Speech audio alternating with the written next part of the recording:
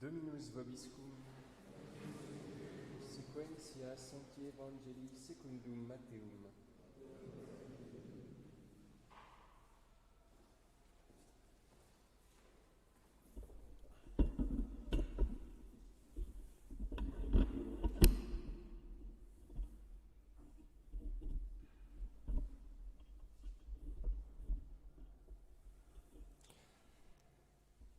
En ce temps-là, quand Jésus fut entré dans Jérusalem, toute la ville en émoi disait « Qui est-ce » Et les foules répondaient « C'est le prophète Jésus de Nazareth en Galilée. » Jésus entra dans le temple de Dieu, il chassa tous ceux qui vendaient et achetaient dans le temple, il renversa les tables des changeurs et les sièges des marchands de colombes, et il leur dit « Il est écrit, ma maison sera appelée maison de prière, or vous en faites une caverne de brigands. » Des aveugles et des boiteux s'approchèrent de lui dans le temple, et il les guérit.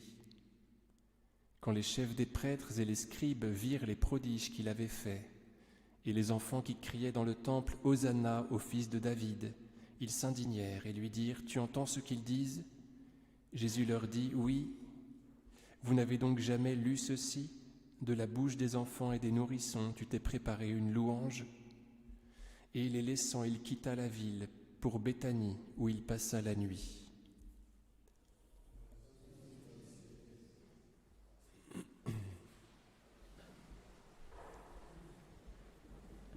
Au nom du Père et du Fils et du Saint-Esprit, ainsi soit-il.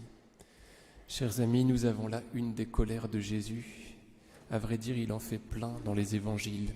Il se met très souvent en colère, et ce n'est pas seulement au temple qu'il se met en colère. Souvenez-vous de son adresse aux pharisiens, engeance de vipères, etc. Ou quand il maudit le figuier. On se rend compte que dans les colères de Jésus, il n'y a que de l'amour, à bien y regarder. Le Seigneur ne sait qu'aimer. Et même quand il prend un fouet pour chasser les marchands du temple, comme on peut le lire, non pas dans cet évangile, mais dans l'évangile selon saint Jean, eh bien le Seigneur agit par amour, car il ne sait qu'aimer. Alors, où est-il cet amour de Jésus ? On pourrait le deviner dans cette citation qui sort de sa bouche. Il est écrit « Ma maison sera appelée maison de prière ».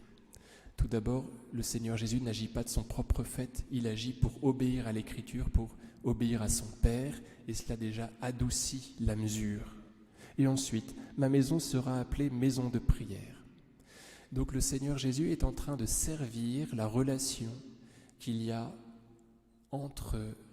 qu'il rêve qu'il y ait entre les hommes et son Père. Il est en train d'aimer, de rendre service à son Père et aux hommes qui ont besoin du Père des cieux et au Père qui prend ses délices avec les fils des hommes. Donc il est en train de réaliser cet amour-là, vous voyez, de promouvoir l'amour entre le Père et les hommes. Il les aime, il veut leur bien, il essaye d'œuvrer à ce bien-là, de leur union. Et donc c'est une colère d'amour. Bien souvent, quand nous nous mettons en colère, c'est pour défendre nos propres intérêts. Il faudrait demander au Seigneur Jésus d'émouvoir nos entrailles, comme les siennes furent émues, pour que nous puissions entrer dans de saintes colères, c'est-à-dire des colères désintéressées, des colères dont l'objet est le salut, l'amour des autres. La preuve que Jésus est dans une colère d'amour, qu'il est en plein exercice d'amour, c'est que juste après, il est dit que des aveugles et des boiteux s'approchèrent de lui dans le temple et il les guérit. C'est comme si cette colère était empreinte de douceur, en tout cas qu'elle inspirait confiance à ces pauvres gens qui s'approchent de lui. Donc vous voyez comment les colères de Jésus divergent des nôtres.